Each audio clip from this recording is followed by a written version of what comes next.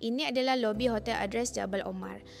Semasa kami menginap di hotel ini, tak nampak jemaah dari Malaysia, hanya travel dari Indonesia yang menginap di hotel ini.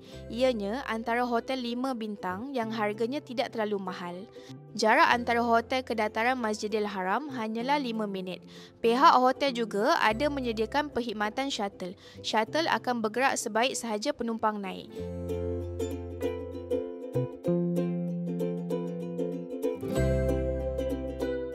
لبيك اللهم لبيك لبيك لا شريك لك لبيك إن الحمد والنعمة لك والملك لا شريك لك لبيك اللهم لبيك لبيك لا شريك لك لبيك إن الحمد والنعمة لك والملك لا شريك لك لبيك اللهم لبيك لبيك لا شريك لك لبيك إن الحمد والنعمة لك والملك لا شريك لك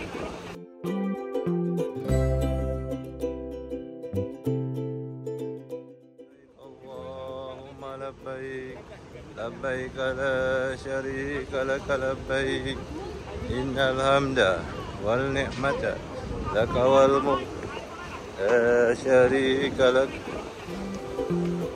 لبيك اللهم لبيك لبيك لا شريك لك لبيك إن الحمد والنعمة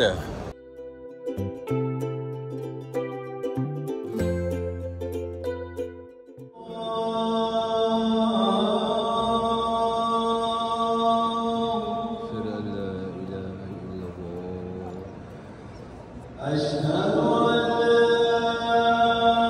إله إلا الله.